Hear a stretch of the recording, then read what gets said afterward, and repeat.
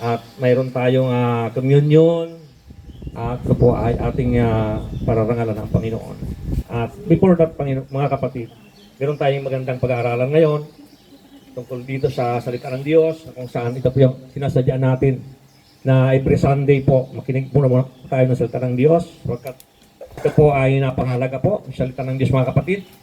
Magandang umaga o tanghali sa inyong lahat mga kapatid sa Pilipinas, sa ibang bansa sunod ngayon dahil meron tayong live stream at yung mga hindi nakakapunta ng mga church, walang dahil malayo, dahil tulad ng Middle East, kayo po ay pasalamat sa Panginoon sapagkat meron tayong mga live ngayon ng salita ng Diyos, marami sa YouTube, marami sa Facebook, at makakapamili kayo na yung pakikinggan. At ngayon po ay buksan na po natin ang maral na aklat sa aklat ng Hagay, chapter 2, verse 4. Hagay, yan, saan ba yung Hagay? Nasa kalagitnaan ng Bible, malapit sa Mateo. Yan, malapit na sa Malakay. Hagay. Sa Tagalog po ay Agiyo. Yan, Agiyo. Okay. Nandiyan na po sa screen yung ating text natin ay ang pagkat po ay when the word of the Lord comes.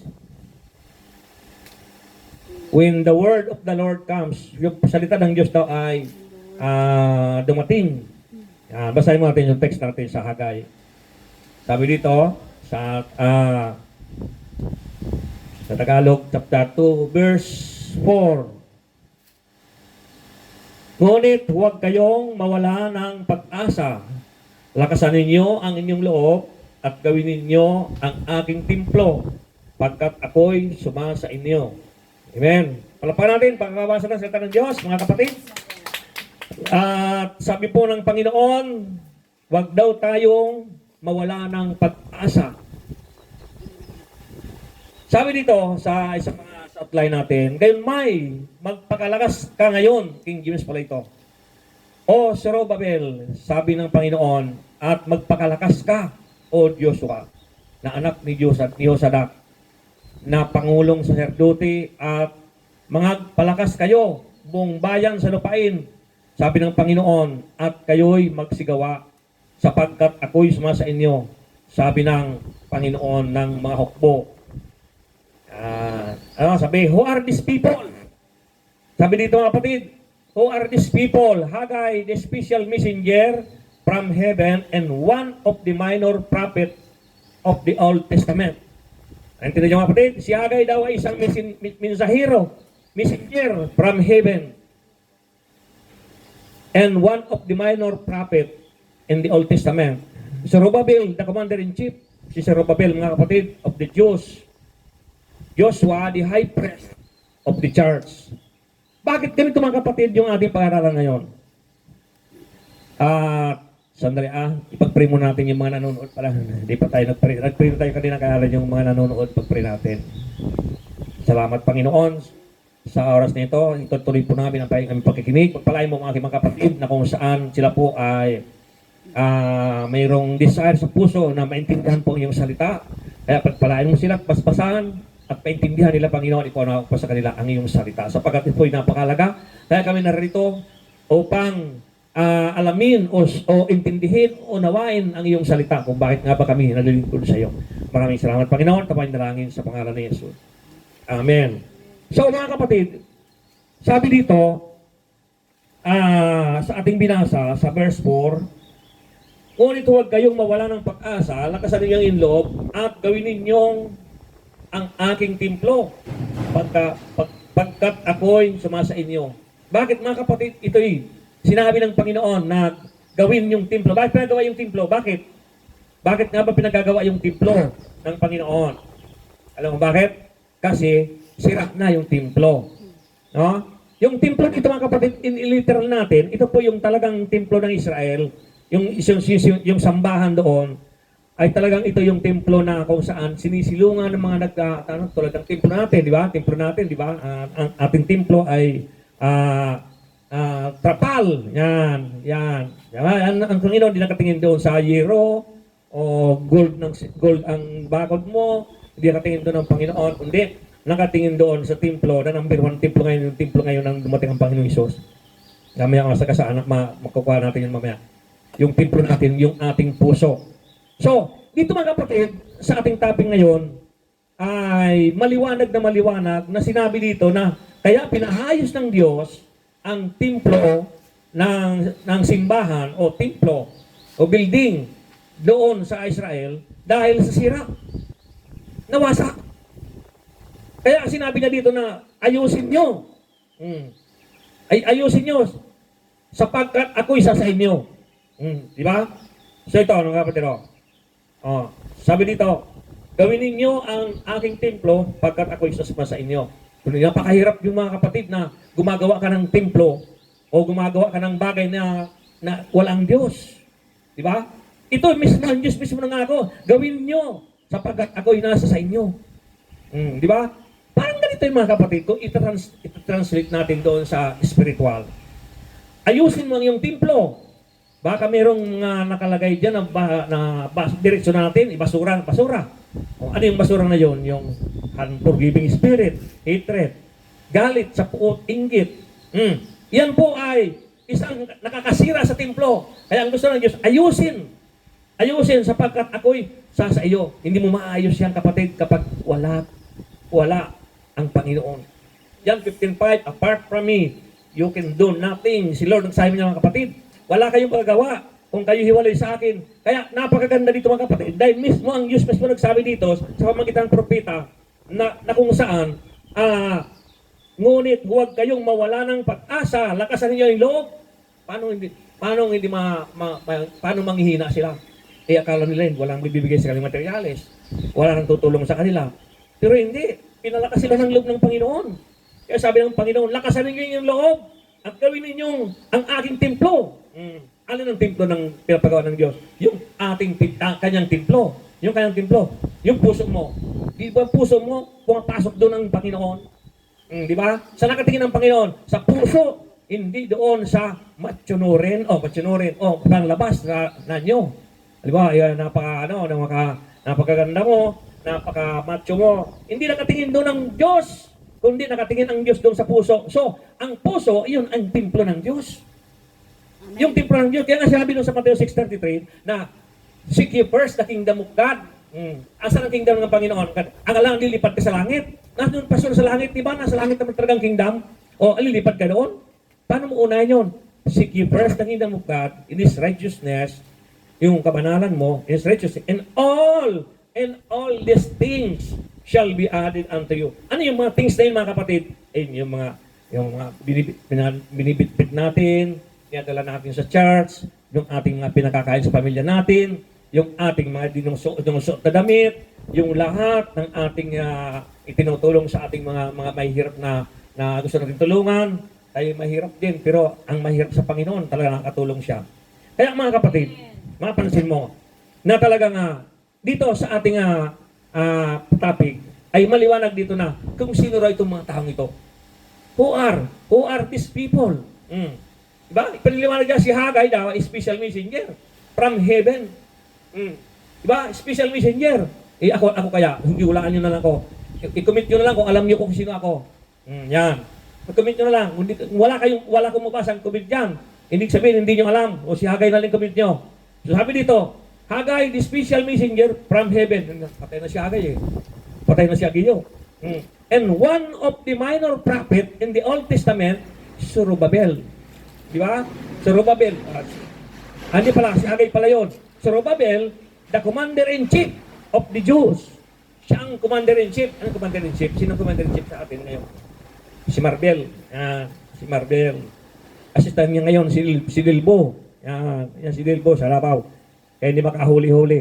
Mga kapatid sabi dito, Joshua, the high priest of the church, si Joshua. Hindi niyo po ba alam kung sino ako? Yabang na pa itong kalbo na ito. Gusto pa makilala kung sino siya. Hindi, gusto ko lang tingnan kung alam niyo kung naintindihan niyo yung aking pinapaliwanag. Pag naulaan niyo yun sa comment, kung sino si Pastor Arban, yun. Sabi nito, si Joshua, the high priest. Baka naman si Pastor Arban, the low priest. Di ba? The low press. Oh, yan. Yan ko kung alam nyo. Exam ito sa inyo, wala kayo. Okay. So, introduction natin, when God speaks, there is always a command. When God speaks, there is always a command. Di ba? Pag nagsalita ang Panginoon, laging may command. Kaya, kayong mga nanonood ngayon, invite ko kayong lahat ngayon na mismo, isingit ko na, baka makalimutan ko. Sa May 15, sa Central tayo, magkita-kita. Reunion natin ito, mga kapatid. Hiramin ko muna kayo. Dahil yung May 1, sa inyo na lahat yun, nilakan nyo na kung saan kayo nakarating. Itong May 15, iperam nyo naman sa akin. Freelance. Freelance, wala kayong alalahanin. Yan. Lalong-lalo na mga membro ng GOB. Yung mga nagpakita dito na hindi nagpapakita, reunion tayo sa Central, doon tayo magkita-kita sa Negro na bato. Kung alam niyo yon, Negrong bato. Sa Kongreso, building ng Kongreso. Senador. Okay, mga kapatid.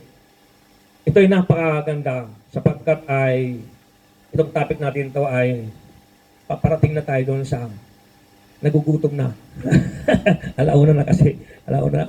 Sarap ng, alam mo kagawin mga kapatid, nalulungkot ako nung nanalangin gabi. Lord, 2 linggo na kaming hindi nakakababa at di kami nakakapagsayaw, nakakapagtugtog.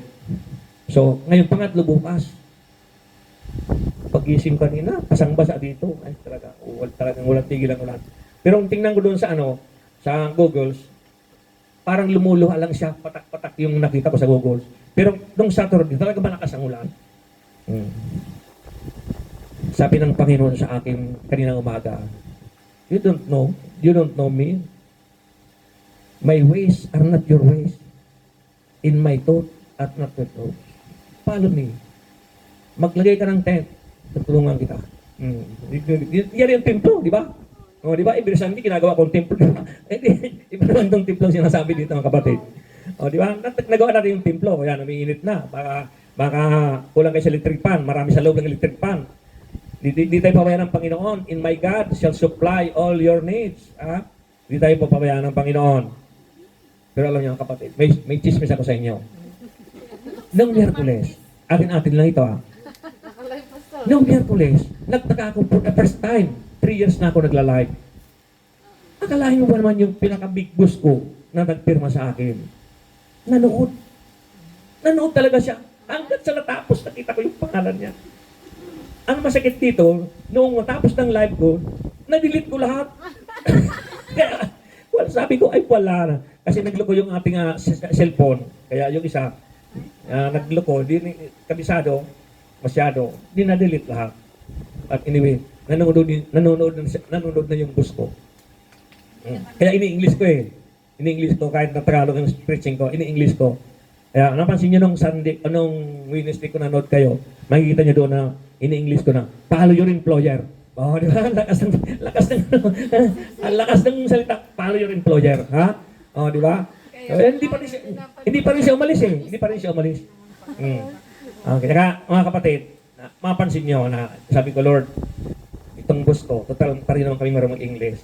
Sigurado ako, bago ako mawala dito sa lugar na ito ng Hong Kong, ang boss ko, convert yan. Ayaw magsi-imin ito mga ito. Ay, imin na, parang hindi kumain. Lakas ang imin nyo, nag-convert ang boss ko, convert yan ang mga boss nyo. Yan. Hallelujah. Okay. So number 1, the word of the Lord came to them in times of disagreement. Nakinig The word of the Lord came to them in times of disagreement. Dumating daw ang salita ng Diyos noong panahon ng hindi pagkakasundo. Ang salita ng Panginoon ay dumating sa kanila sa panahon ng hindi pagkakasundo. Disagreement. Ang basahin natin, ano nga ba yung disagreement na yun? Chapter 1, verse 2. Chapter 1, verse 2. Sabi dito, ganito ang sinabi ni Yahweh, ipinamamalita ng bansang ito na hindi papanahon upang muling itayo ang templo. Ba? Anong sabi? Ito na bansang ito, ipinamamalita na hindi papanahon para itayo ang templo. Samantalang, sinabi na nga ng Diyos na itayo nyo na. Di ba? Oh, sabi dito mga kapatid, disagreement. Ano yun mga kapatid? Disagreement. Disagreement. Yung hindi nagkakasundo. Hmm? Old Testament and New Testament times. Oh, di ba? Sabi dito, Matthew 10:34. Tingnan natin to. Matthew 10:34. Chapter 10 ng Matthew.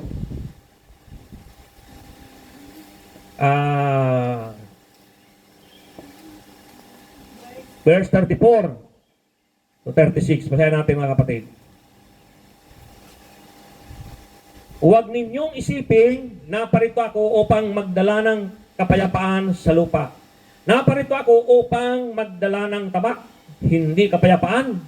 Sapagkat naparito ako upang papaglabanin ang anak ng lalaki at ang kanyang ama, ang anak ng babae at ang kanyang ina, ang manugang na babae at ang kanyang binang babae.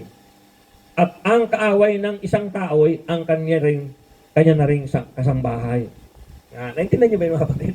Wala kayo kung marami yung mga kaudawa, kayong mga nanonood. Ang hirap unawaan, ano? Dahil sabi niya, naparito daw ang Panginoon upang paglabanin yung mga magmanugang. Kaya di ba nag-umpisa na ngayon? Di ba karamihan nga mga binan ang hindi nakakasundo. Di ba? Kaya kapag nagkapag-asawa yung anak mo, talagang patay. Kaya wala tayong magagawin kundi lumapit sa Diyos. Dahil oras, for example ako, inabot ako ng 80. Tapos yun, wala kang mag-alaga sa akin, di mga asawa ng anak ko. Tapos, nakakuha yung anak ko ng salbahing asawa. Ibinan ko yun, manugang. Di ba? Aalis yung anak ko ngayon, mamalingke. Nagtrabaho. Habang nasa bahay ako, patok-patukan lang ako ng aking manugang. Di ba? So, yan karamihan ganun nangyari. Nakita nyo yun sa Facebook, di ba? Kaya wala tayong dapat gawin kundi manatili sa Diyos. Bakit? Kasi mangyayari ito mga kapatid dahil doon sa mga tao na kung saan ayaw magbalik loob sa Diyos. Di ba? Kaya sinabi niya dito huwag ninyong isiping na parito ako upang magdala ng kapayapaan. Di ba? Ito yung mga pasaray na pinagsasabihan ng Panginoon. Magdala ng kapayapaan sa lupa. Naparito ako upang magdala ng tabak. Di ba? Ano ibig sabihin ng tabak mga kapatid? Ibig sabihin pag-away-awayin. Ibig sabihin, ang Diyos mismo ang magpapahintulot na itong mga tao ito ay magkakagulo. Ba? Pero mangyayari man yung mga kapatid, wala na dito yung mga anak ng Diyos. Sila ay dinala ng Panginoon. Kinot up na ng Panginoon kapag bago dumating ang nakakahihindik na tribulation, na hirap na kung saan di pa natin naranasan, kukunin muna tayo ng Panginoon. Ililigtas muna tayo ng Panginoon. Ikaw na nanonood, naiintindihan mo ba yon? Na dami ka narinig na ikaw ay daranas ng pugot ulo, daranas ka ng torture.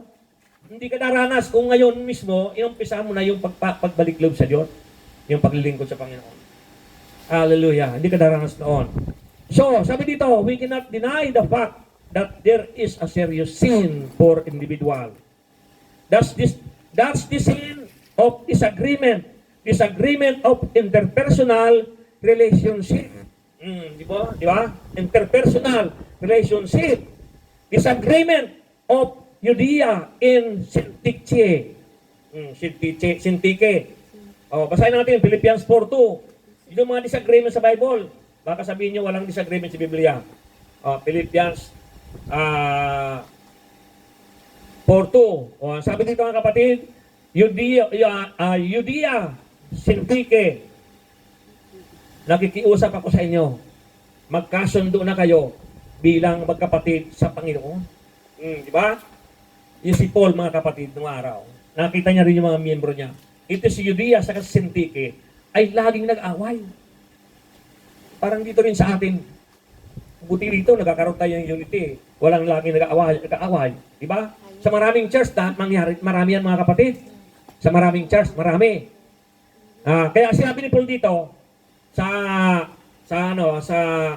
Philippians 4:2, sinabi niya na sa Pilipos pala ito, hindi sa Corinthians, sa Pilipos. So, sinabi dito ni Paul na, Judea, Syntyche, ito mga pangalan lang mga kapatid. Wala akong narinig dito na Judea, Syntyche. Wala rin doon sa PSA.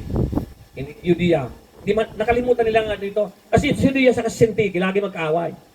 Lagi nag-aaway, kaya walang kumuha ang pangalan. Pero kay Lucifer may kumuha. Di ba? Kaya kawawa naman yung kilala ko sa school. Lucifer! Tinawag siya. Pag-uwi ng bata, umiiyak. Mami, tinawag akong Lucifer. Paano? Naintindihan na ng bata na Lucifer sa Satanas. Paano pa mababago yun? Malaking gasto sa korte yun kung babagoy yung pangalan niya. Gagawin niyang babagoy niya yung Lucifer.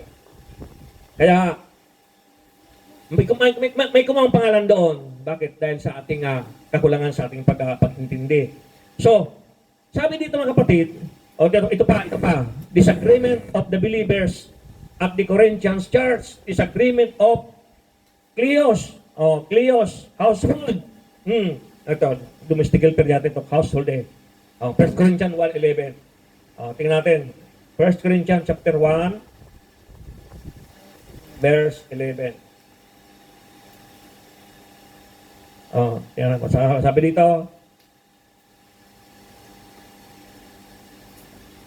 sapagkat ibinalita sa akin ng mga tauhan ni Klo na kayo raw ay may mga alitan.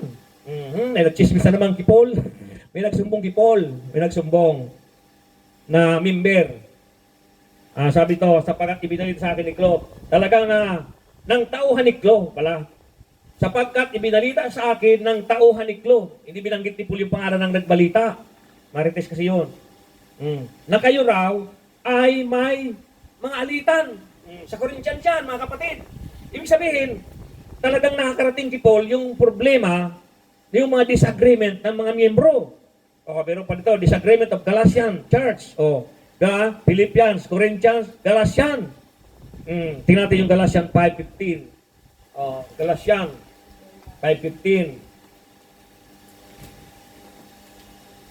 Sabi dito, sa verse 15, ngunit, kung kayo'y magkakagatan at magsasakmalang para mga hayop, mauubos kayo. Okay, ganun si Paul magsalita. Grabe, hindi mga kapatid. Pinagsinirmonan niya yung mga taga-Galasya. Sabi niya, ngunit kung kayo'y magsasakmalan, magkakagatan, parang mga hayop, mauubos kayo. Yan yung mga disagreement, mga kapatid, doon sa Galatian. Disagreement between God and Israelites. Hagay sa Hagay, balikan natin yung Hagay, mga kapatid. Hagay chapter 1, verse 8. Ano sa verse 8? Kumuha kayo ng kahoy sa bundok, gawin ninyo uli ang templo, at doon ko ihahayag ang aking kaningningan. Sa gayon, ako'y masisiyahan. Yun naman pala Alam mga kapatid, naniniwala ba kayo ng Diyos na sisiyahan kapag gumagawa tayo ng para sa Kanya?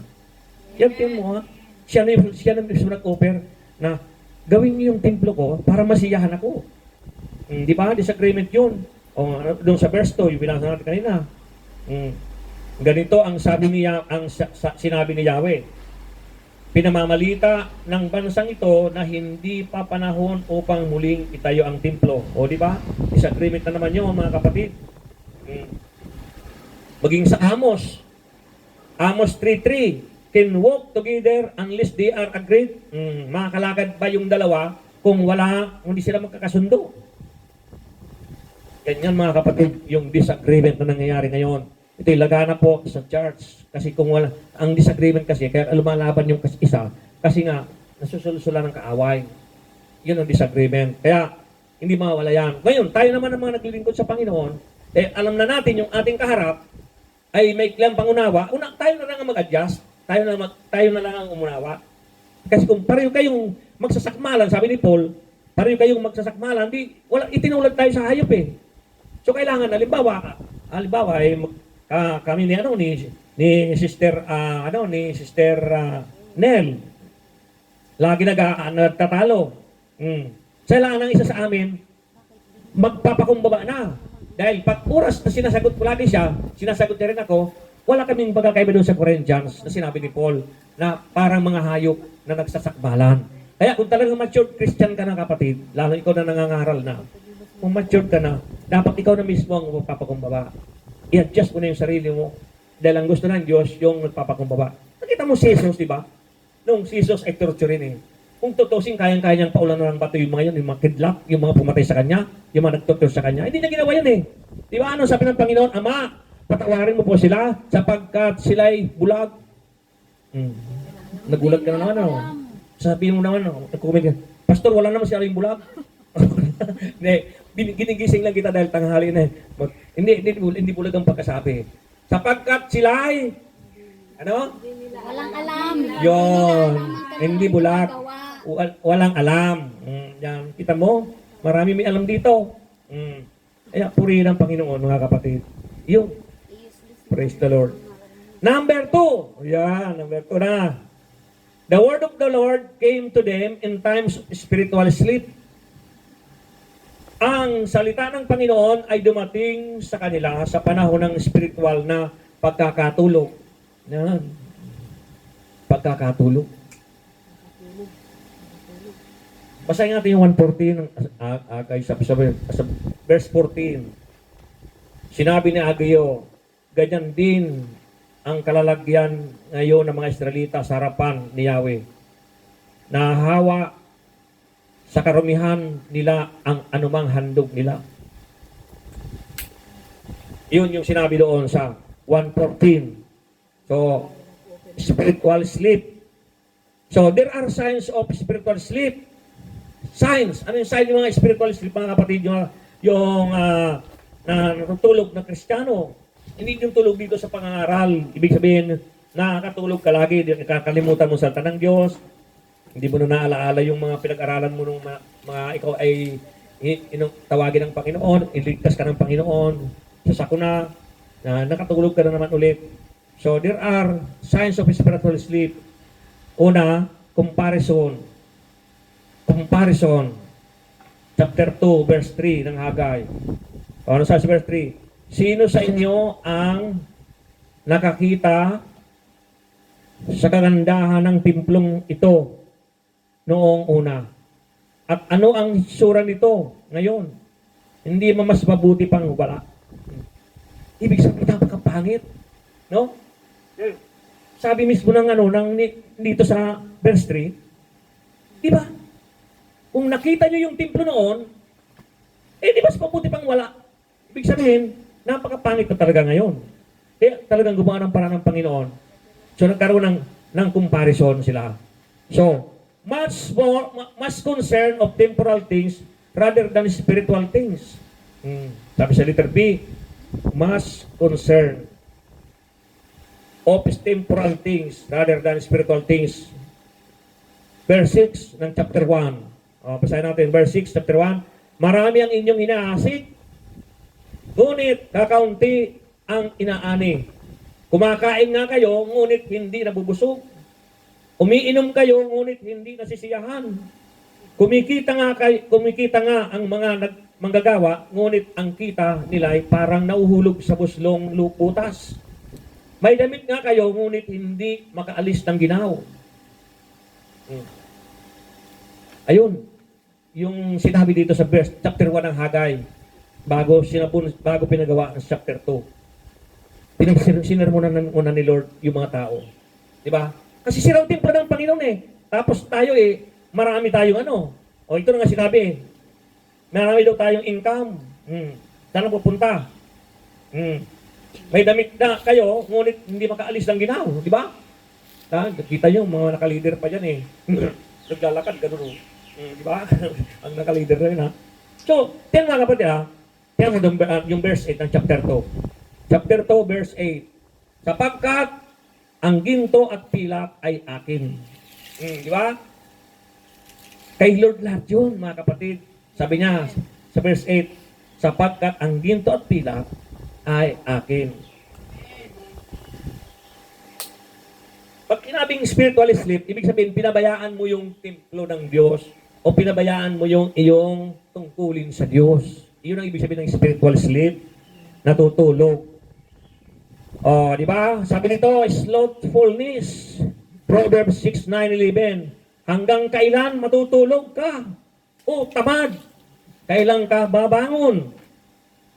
Sa iyong pagkakatulog, kaunti pang pagkakatulog, kaunti pang pagkaidlip, kaunti pang paghalukip-kip ng mga kamay upang matulog. Sa gayoy, ang iyong karalitaan ay darating na parang magnanakaw. At ang iyong kasalatan na parang lalaking may sandata. Ang lalim ng Tagalog, no?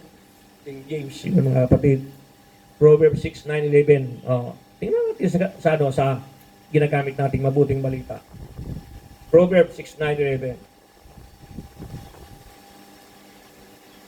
Kawikaan, chapter 6, verse 9 to 11. Sabi dito, hanggang kailan taong tamad manatili sa higaan. Magkaiba nga ang translation niya eh. Kailan ka babalikwas sa iyong pagkakahimlay? Sandaling tulog, kaunting idlip na lang, sandaling halukip-kip pag iinin sa higaan. At itong kahirapan sa iyo ay daratal, katulad ng mandarambong para bagang magnanakaw. Ayun. Parang yung lalaki ba na sabi ng lalaki, gagawa ko ng mga kamalig para dito ng kayamanan ko ilagay. Tapos tutulog na lang ako. Sabi ng Panginoon, di mo ba alam na mamayang gabi kukunin na kita? Parang ganun mga kapatid. Na kahit anong ipon mo, kahit anong impok mo ng kayamanan, kapag sinabi na ng Diyos na kukunin na kita, tapos na. Talagang wala na magagawa yung pera mo. Wala na magagawa yung gamot. Gamot at pera wala magagawa. Kundi ang Diyos talaga ang may gusto ng lahat ng bagay. Kaya ang Diyos mga kapatid talaga, huwag natin kaliligtaan. Huwag natin siyang kalilimutan. Dahil ang sabi niya, huwag daw tayo, o yung mga hanggang kailan magtulog ka, o tamad. Ba? Tinatawag ditong tamad, siya niya rin Solomon. Huwag mga tamad. Sa pagsusumikap, maningas sa espiritu at paglingkod sa Panginoon. Romans 12:11. Romans 12:11. Sabi natin mga kapatid. Chapter 12, verse 11. Sabi ito, sa verse 11 ng chapter 12. Magpakasipag kayo at buong pusong maglingkod sa Panginoon. Maiksi lang pala dito sa bagong balita. Sabi ni Paul, kapatid, magpakasipag daw tayo at buong pusong maglingkod sa Panginoon. Kaya ikaw na nanonood, kapatid, baka ilang linggo ka na, ilang buwan ka din nagsisimba. Mayroon kang local church. Advice ko ito sa iyo. Kung nanonood ka rito, praise the Lord, hindi karagdagan sa knowledge mo para sa salita ng Diyos. Pero kung nanonood ka lagi dito, pagkatapos di ka naman napupunta sa local church mo, paano mo ako makikita? Paano kung tinamaan ka ng preaching ko? Di ba? Hindi naman ako kilala ni Pastor Arman. Okay lang yun. Patamaan mo ako, patamaan. Di mo naman ako nakikita. Kapatid, ang advice ko sa iyo, para pagpalain ka ng Panginoon, hindi ka lang nakikinig dito, kundi pumunta ka sa local church mo, pagkatapos gawin mo yung sinasabi ng namumuno doon, kung pari man yun, o kung sige, kung pari, kung mormons man yun, o mormons, kung sige, sundin mo yun. Ngayon, para ang Diyos ang balak kung saan ilalagay talaga ng Diyos. Kung lalagay ka doon sa nawawantik na hanggang ngayon, di nakikita, o di, walang problema yun. Ang mahalaga doon mga kapatid, punta mo yung local church mo para doon mo maintindihan ang katotohanan, mapaliwanagan ka ang katotohanan. Kasi dito, nakikinig ka lang dito. Paano kung sabihin ko sa iyo na, you must repent right now in Jesus' name. Tapos ginawa mo yung kape mo, malis ka, pinatay mo yung cellphone. Wala rin, di ba? Dahil hindi naman tayo nakikita eh. Di ba? You must repent, sinabi ng Diyos sa akin. You must repent right now. Hindi mo nakikita eh. Sino ka ba? Di pinatay mo ng cellphone mo. Di ba? So kailangan tayo ng local church. Sabi sa Hebrew 10:25, huwag nating kaliligtaan ang pagdalo sa araw ng pagtitipon upang ang mga nanghihina ay palalakasin na matatanda at yung matatanda naman ay hindi lang matanda kundi bata. Palakasin, magpalakasan, ibig sabihin magpalakasan. So napakalaga niya mga kapatid. Napansin niyo kapag hindi kayo dumadalo sa gawain ng Panginoon, di ba nanghihina kayo? Aminin mo na sa hindi. Huwag kang magsisinungaling. Huwag kang magkatatawa. Dahil si Sarah mismo, sinabihan ng Panginoon, tumawa ka, sabi ni Sarah, hindi ako tumawa. Sinabihan siya mga anak eh. 100 years old na ako, mga anak pa ako. Tumawa siya. O ngayon, sinutas siya ng anghel. Tumawa ka eh. Ngayon, kahit na tinatawanan mo ako dahil hindi kita kikita, sisitahin ka ng Panginoon mamaya. Sabi ng Panginoon, oh, tumawa ka kanina sa live, ha? Oh, di ba? Kita ng Diyos yung Hebrew 4:12, ang salita ng Diyos ay parang tabak na magkabilay talim. Kaya nga magkabilay talim dahil sa tayo mga nag-iitak dito, ginagamit natin yung itak sa isa lang ang may talim. Wala sa kabila. Oh, ibig sabihin, hindi ka masugatan noon. Itong gamit ng Diyos ay magkabila. Kaya nga sinabi, magkabila ay talim dahil wala kang ligtas dyan. Tatamaan ka talaga. Tamaan ka ng salita ng Diyos. Bakit? Wala kang ligtas dyan eh. Kaya nga magkabila ay talim eh. Ngayon, kung hindi mo ipapangaral yung magkabila ay talim, ang mangyayari doon, compromise ka. Pati yung mga ngaral, dinamay pa. Compromise na rin yung mga ngaral. Ayaw na sabihin ng mga ngaral ang katotohanan. Bakit? Kasi, kawawa naman siya. Nanghihina na ngayong tao. Tapos sisirmonan pa. Hirap-hirap na sa trabaho. Lunes hanggang Sabado, hirap-hirap na. Sinasabon pa ng amo, pinipik pa ng amo. Di ba pinakakain? Ang pinakakain, ilan na lang, nagugutom lagi, hirap-hirap pa siya. Tapos sisirmonan pa ni pastor. Oh, kapatid, totoo yung mga kapatid.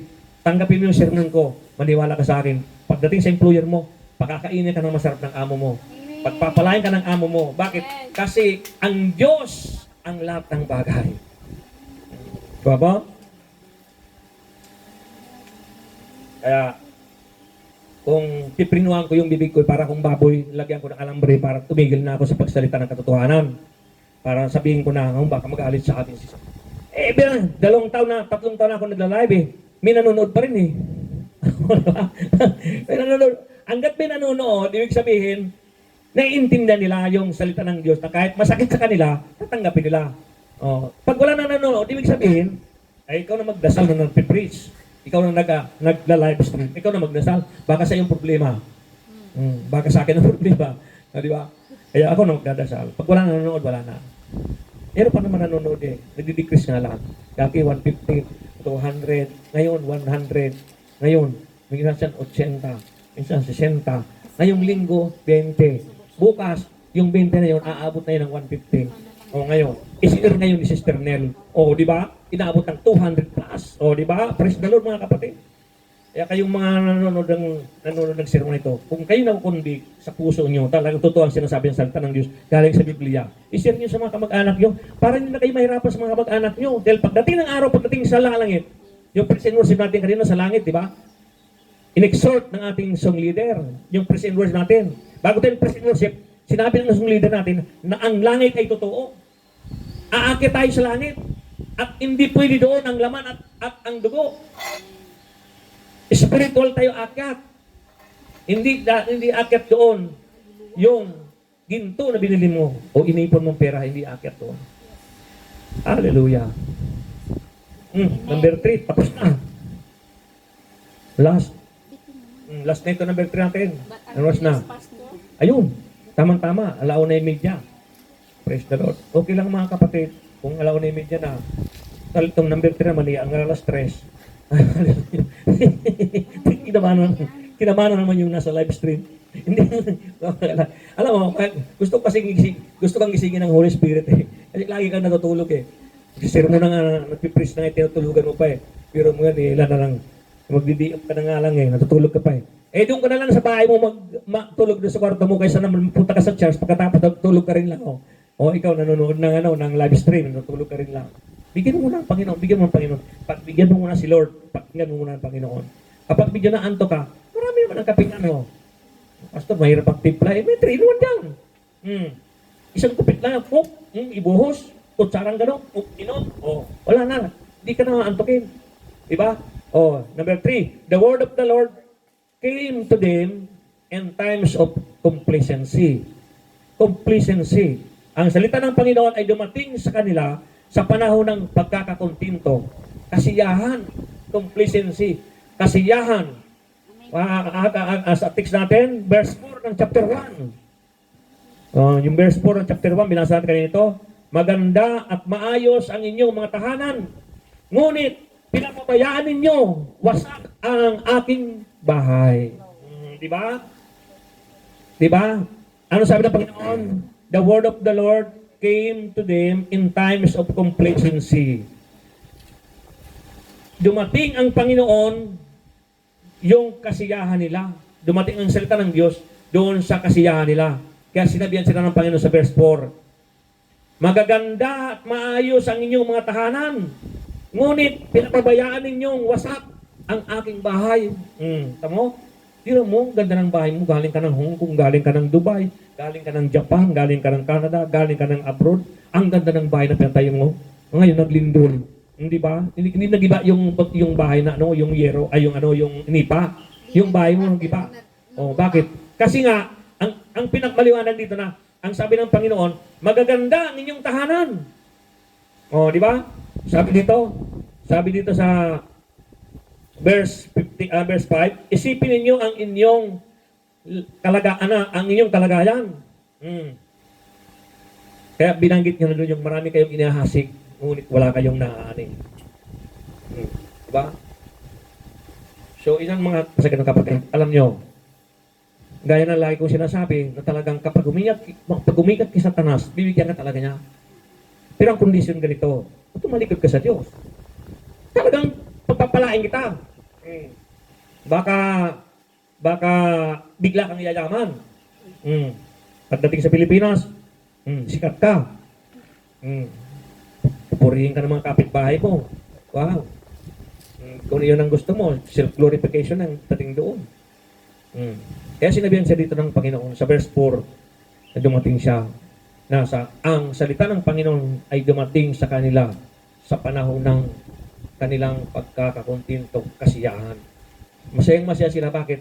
Kasi ang gaganda ng kanilang mga paligid, yung kanilang mga building, yung lahat-lahat na, pero isa lang ang kulang nila. Yung templo ng Diyos ang hindi nila inaasikaso.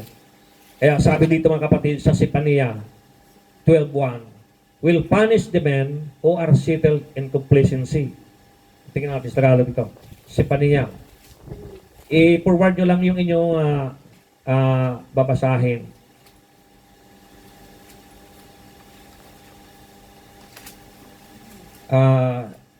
Soponias, Tagalog. Yan. Chapter 12 verse 1. Chapter 2, verse 1. Gather together. Chapter 4. Mali yan ito. Mali yan. Ano ba yung Sipania? Sipania. Sipanya. Sipania? Sipanya. Ha? Sipanya. Sipania. Sipania. Yung Tagalog yan, Soponias, di ba? Sipanya. Wala naman chapter 12 dito. Yan. Ito. Ito nga sabi niya, I will punish, paparusahan. I will punish the men who are settled in complacency. Paparusahan ko ang mga taong nananatili doon sa kanyang kasiyahan sa mundo. Paparusahan niya raw, punish. Kaya nakakatakot mga kapatid. Kasi, halimbawa, kilala mo ang Diyos. Sabi nga ng 2 Peter chapter 2, Chapter 3 lang naman. mas mabuti pang hindi mo nakilala ang Diyos kasi nakilala mo ngayon, pagkatapos ngayon tatalikod ka. O, di ba? Chapter 2, 2 Peter chapter 2, verse 22. Ang sabi doon, mas mabuti pang hindi mo nakilala ang Diyos kasi ngayon tumalikod ka na makilala mo siya. Wala kang pagkakaiba sa aso at baboy. Na sa sinusuka ng aso ay bumabalik pa siya. At sa baboy naman yung kanyang pinaglugluban, lulublob ko rin siya. 2 Peter chapter 2, verse 22. Kaya mga kapatid, nakakatakot pag hindi mo talaga makilala, pag nakilala mo ang Panginoon, pagkatapos tatalikod ka. Isaiah chapter 32, verse 9 to 11. Basahin natin mga kapatid. Isaiah chapter 32, verse 9 to 11. Kayo, mga babaeng pabaya, babae naman dito ang tinalakay niya. Magbalik loob. Kayo yung mga babaeng pabaya, diginin nyo itong aking sasabihin. Kayo mga babae, baka sabihin nyo, niluloko kayo lilamangin ko ulit Kung gusto nyo, tingnan mo sa Biblia nyo, Isaiah chapter 32, verse 9 to 11. Maaring nasisiyang kayo ngayon, subalit sa isang taon ay wala kayong mapipitas sa ubasan. Matagal na kayong nagpapabaya, nagpapasarap sa buhay. Ngunit, manginig na kayo sa takot. Maghubad na kayo ng inyong kasuotan. at magdamit ng sako. Yon, yung mga babae pala mga pabaya, sinabihan ng Panginoon na magdasal na sa Panginoon, matakot na at magsuot ng sako, ibig sabihin, mag-prayer and fasting na. Yun ang ibig sabihin, mag-fasting na kayo dahil talagang nagalit ng Panginoon. Hallelujah. If you build my temple, my blessing will come. No, di ba? Kung itatayo nyo ang templo ng Panginoon, ang blessing mismo ng Diyos para sa inyo ay darating. Di ba? Mga kapatid? Kaya kung ikaw ay naghihirap, parang wala ng blessing na dumarating sa'yo, subukan mong gawin yung templo ng Diyos. Ano ibig sabihin? Pastor, paano ko gawin ang templo ng Diyos? Eh, may templo na eh. Oh, nagsisimba naman tayo every Sunday. Ganda ng ginagawa natin. Oh. Pag dumating kami, pastor, ano naman, yariin na. Upo na lang kami. Tutugtog na lang kami sa drum. Gigitara na lang kami. Nakaready na lahat. Nakaready na rin yung mga song, yung mga song-songin, o yung kakantahin, nakaready na rin. Anong gagawin namin, pastor? Oh, okay na lang yun. Maglakad na lang kayo. From terminal hanggang dito. O yung pagod, yun na pagod ka ng konti. Oh, ambag na rin yun doon sa Panginoon na inyong pag-ayos ng templo. O, di ba? Yung ayos ng templo. Yan ang templo, mga kapatid. Kapag gumagawa ka ng para sa Diyos, ibig sabihin, nakikisama ka, nakikiayon ka doon sa mga gumagawa ng templo. Nakuha niyo, mga kapatid? Amen. Templo. Na ibig sabihin, na nabubuo ang service natin, nabubuo ang gawain natin dahil sa inyo. Amen. Kung wala kayo, sinong gagawa ng templo? O, di ba? So, kaya kayo pinagpapala ng Panginoon kasi present kayo. Amen. O, ngayon kung absent kayo, di ba, hindi nyo naramdaman pag absent kayo? Minsan mahulog lang yung kutsara, may tangulo nyo. Doon sa kusina nyo. Tapos pag inita nyo yung alaga nyo, pingutin nyo yung tainga, kawawa naman yung alaga nyo. Makaalis lang ang nanay mo. Be, bawal yan. Magbis ka na, makaalis ang nanay mo. Sige, kawawa. Umiyak na yung bata. Di ba? Masilip CCTV, viral agad. Kaya nga naglalagay ng CCTV yung mga amo kasi walang tiwala sa atin eh. Di ba? Yan mag-pray ka kaya. Lord, please help me na huwag na magbigay ng CCTV ang amo ko. Oh. Ang sabi ng Panginoon, ask, it will be given unto you. Ngayon, nag-pray ka ngayon. Lord, hindi ko kailangan ng CCTV. Ipuin mo ang amo ko na huwag na maglagay ng CCTV. Di ba? Tingnan mo. Minsan, pinuntahan ko yung CCTV namin. Napakaraming CCTV dito. Paikot ka. Pinuntahan ko. Tingnan ko nga kung nakikita yung harap ng bahay. Hindi nakarating. Hindi dito nakarating yung CCTV. Doon lang pagpasok mo sa gate, makikita ka. Ayan kalaki ng bahay na yan. Yan. Dito hindi. Pero, nakikita tayo nila yung ibang kumpanya ng mga boss. Ayun o, kaso, nakikita tayo. Hindi niya makita dahil may tilon. Ay may bubong. Pero narinig niya sinasabi ko. Kaya tatamaan din siya ng salita ng Diyos pag in-English ko. Oh, bakit narinig din eh? Say it. Narinig niya. Ayun, kaya nga, isipin niyan, hanggang doon niya sa minumonitor nila yan dahil wala silang gwardiya. Kapag ang tao walang gwardiya, big sabihin may CCTV. Diyan pansin, kapag nagkaroon ng problema, may nagpatayan, may nagbanggaan, CCTV agad ang mga nila ang witness. CCTV agad. Ngayon, sinampal mo yung amo mo, ay may CCTV. Di ba? Uli ka. Kaya maganda pa, mag-pray ka na lang. Lord, gagawin ko ang tama. Ako'y nangangako sa Panginoon na mamahalin ko ang aking employer at ang aking mga alaga, ang aking trabaho. Tanggalin mo lang ang CCTV. Sige, sabihin mo ng amo, okay, lahat ng CCTV wala na. Pero sa kwarto mo na lang. Ay, ba't naman Lord nagkaganito? Ayaw ko na nga ng CCTV, ba't kwarto ko pa? Ayun nako. Yeah. Baguhin ang panalangin, mga kapatid. Kapag nagpipray kayo at hindi kayo na-answer ng Panginoon, matagal lang hindi sinasagot ng prayer nyo. Baguhin yung prayer nyo. Baguhin yung style ng prayer nyo. Nagpipray kayo, lagi kayo nakaupo. Baguhin nyo, lumuhod kayo. Nakailang load ka na. Nasira ng tuhod mo. Baguhin mo, tumayo ka. Di ba? Lahat. Hindi yung masaya ka lang doon sa sarili mo. Delikado yun. So, tingnan natin yung number 1 dito. The abiding presence of the Holy Spirit is yours. Di ba? The abiding presence of the Holy Spirit is yours. Tingnan mo mga kapatid yung yung text natin sa chapter chapter 2 verse 5. Verse 5 ng chapter 2.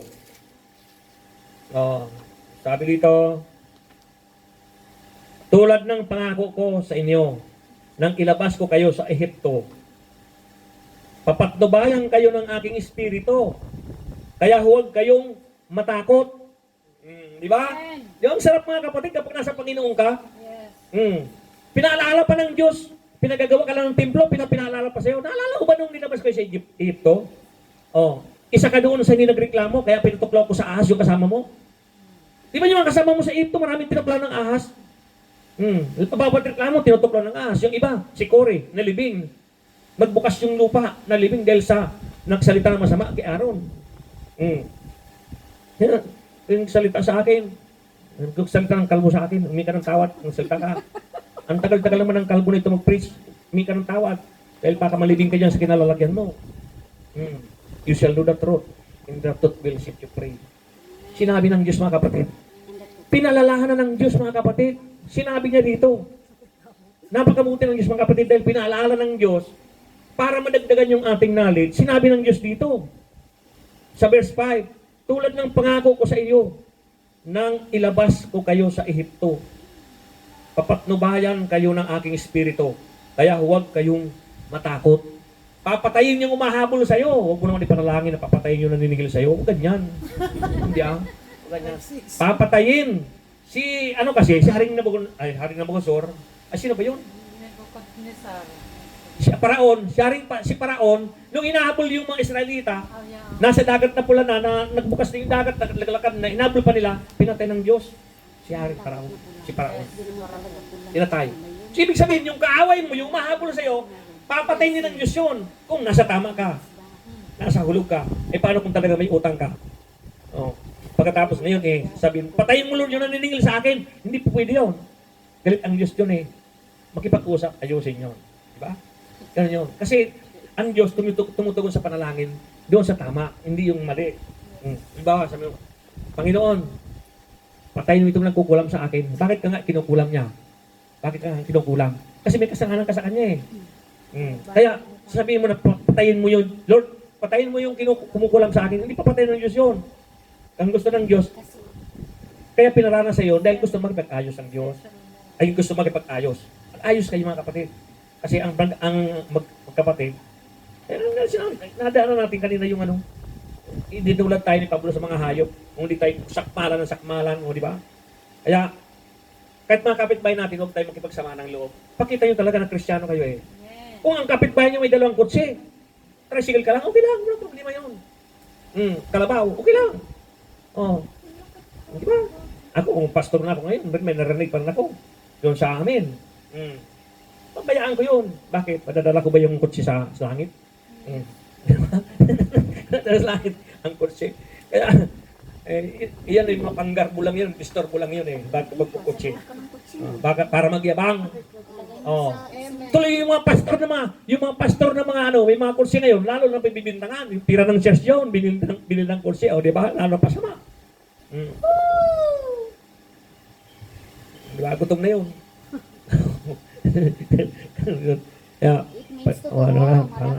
Malapit tayo mga alas 3. Totoo naman. Alas 2 pala, alas 2. Okay. Hallelujah. Heavenly peace is yours. Talagang pera ng church. Makinig kayo mga kapatid. Yung presence kanina, nasa atin. Heavenly naman ngayon, heavenly peace is yours. Yung kapayapaan. The peace that the world cannot understand. Yung kapayapaan na ito na natatanggap natin ngayon, na nanonood tayo at nakikinig, hindi naintindihan ito ng word. Ito na, verse 9 ng chapter 2. Basahin natin kapatid. Verse 9 ng chapter 2. Ang timplong ito ay magiging maganda kaysa noong una. At pasasaganain ko sa lahat ng bagay ang lupaing ito. Ito nga ang sinabi ni Yahweh. Tama? Anong sabi? heavenly peace is yours. Bakit magkakaroon ng heavenly peace? Dahil pasasaganain ng Diyos. Oh. Ano? Sa verse 9, ang timplong ito ay magiging maganda kaysa nung una. At pasaganain ko sa lahat ng bagay ang lupaing ito. Ito nga ang sinabi ni Yahweh. Di mo? Mas maganda pa kaysa noon yung gagawin niya ngayon. Di mo napansin? Manood ka sa balikan mo yung Facebook mo. Yung mga uploaded mong mga picture. Di mo, ang pangit mo nung una. Yung ngayon na pinaka-latest, ang ganda mo. Pastor, maganda Oh. Maganda ang Pangit ngayon, kaya nagpi-filter. Mas maganda. Hindi talaga totoo yung mga kapatid. Totoo yung mga kapatid. Iba ka ngayon kaysa noon. Kaya sinabi nga dito ng Panginoon, di ba, sa verse 9, di ba? Sabi dito, magiging maganda kaysa noong una. Ako, tingnan ko yung picture ko nung araw. Pangit. Pangit ko pala ngayon. Yung kailan ko tumanda, saka naman nagustuhan ko ang sarili ko. Di ba? Bakit? Kasi matanda na ako ito nang kukunin ng Panginoon, natandang ito. Tingnan mo nga, kahit Kaya pala may nag-comment doon. kahit magsalamin ka ngayon, mas maganda ka ngayon kaysa noon. Huwag ko sabihin na, noon ang ganda-ganda ko, ang kasing katawan ko, si Elvis Presley. Hallelujah. Patapunta tayo doon. Okay. So, peace, kapatid. Kailangan, bago tayo mag-DM, bago tayo matapos ngayon, taglay mong kapayapaan ng Diyos. Hanggat di ka umaamin na ang kapayapaan ng Diyos ay nagpapasarap sa buhay ng tao, hindi tayo matitigil. John 14:27, this peace promised by the Lord. John 14:27, this peace promised by the Lord. Promise ng Diyos yun. Tama ha, John 14:27. Saan natin? John chapter 14, verse 27. Saan yung verse 27? Kapayapaan, ang iniiwan ko sa inyo. Ang aking kapayapaan ang ibinibigay ko sa inyo. Hindi ito katulad ng ibinibigay ng sanlibutan. Huwag kayong mabalisa, huwag kayong matakot. Di ba? Kapayapaan. Nung May 1 ng gabi, nakita ko sa Facebook, mga kilala ko, nasa inuman, mga lasing. Kapayapaan daw yun nila. Tapos kinabukasan naman nagsusuka. O di ba kapayapaan ba yun? Di ba? Sakit ng ulo lang yun. Dahil ang Uber. Diba? Kapayapaan ba yun? Iyan ang kapayapaan ng mundo. Yung nagsusuka. Pero ang kapayapaan ng Diyos, mga kapatid, forever yan. Promise ng Diyos yun. Kahit anong mangyari sa'yo, ang kapayapaan ng Diyos, pag tinaglay mo, maniwala kang kapatid, kahit nasa harapan ka ng hukuman, ang mismong Diyos ang magsasalita sa iyo. Kita nyo? Yung ano ngayon, yung viral ngayon, na balita, di ba? Anong ginawa ni Bong Navarro? Nanalangin lang siya. After 10 years, nangyari, sinagot siya ng Diyos. Ano ngayon? Perpetua. Ano yun? Ritual. Ano? Life sentence. Yun. Life sentence. Kapatid, ang ginawa doon sa mga mayayabang na kaaway niya, na bumugbog sa kanya. Di ba? Mayamang inchik, negosyante. At yung babae naman, si Cornejo, ay nagpa-injection ng mukha para maganda. Ito yung mga kapatid, ang itsura ng mga sanlibutan. Yan ba yung mga kabigay ng kapayapaan? Na nilikha ka ng Diyos? Ang ganda-ganda ng mukha mo, ang ganda-ganda ng pagkakalika sa iyo, kumplito ka, kumplitong kamay, kumplitong pa. Pagkatapos ngayon, porque yung ilong mo'y mababa, pina-injectionan mo, anong nangyari sa iyo? May kapayapaan ka ba? Wala! Di ba? Wala kang kapayapaan. Ano ngayon? Life sentence, mga kapatid. Kaya, mahirap talaga yung kapayapaan ng mundo, kapatid. Yeah, huwag kayong maniniwala doon sa kapayapaan ng mundo. So, Isaiah chapter 26 verse 3, a perfect peace that keeps you. Perfect peace. Basahin natin yung Isaiah chapter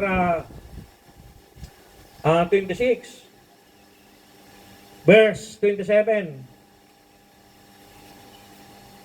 Sabi dito mga kapatid,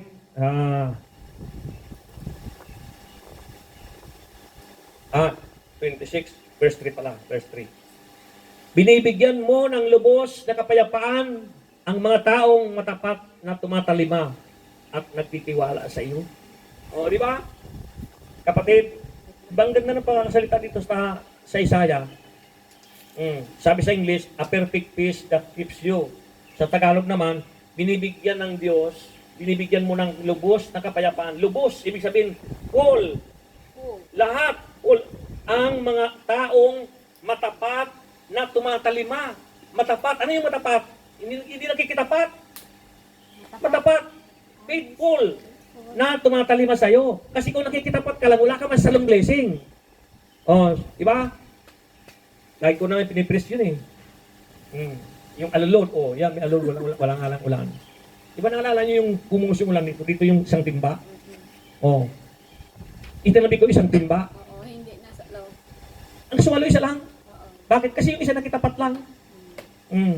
Walang masasalong blessing. So, kailangan isintro mo doon mismo. Sa blessing, yung ilalagay mo. Parang ganito eh. Isintro mo mismo ang focus mo sa Panginoon. Yung puso mo, Lord, ako pumunta dito sa ano na ito, sa border na ito, na bagamat ganito ang aming templo, pero ang puso ko, Panginoon, iniaalay ko sa iyo. Pag nabasa ng Diyos yung puso mo na yun, natutuwa yung sinasabi mo, maniwala ka, magugulat ka na lang, wow! Yung dati naming palayan, 50 lang inaani rito, yung dati naging triple, 150 na, sako. Nagugulat ka ngayon. Ano ang ginawa niyo? Saan kayo bumili ng abono? Hindi mo alam yung katapatan mo rito sa abroad, kumikilos doon sa pamilya mo sa Pilipinas. Yun mga kapatid, ang totoong blessing. Hallelujah. Diba? Peace. Kaya ang magiging perfect ang peace mo. Bakit? Kasi wala ka nang ibang hanap-hanapin pa. Diba? Wala ka na ibang hanap-hanapin pa. Nandyan na lahat yun sa Panginoon. Philippians 4:7. The peace that guard your hearts and minds through Christ Jesus. Philippians 4:7. Guard your hearts.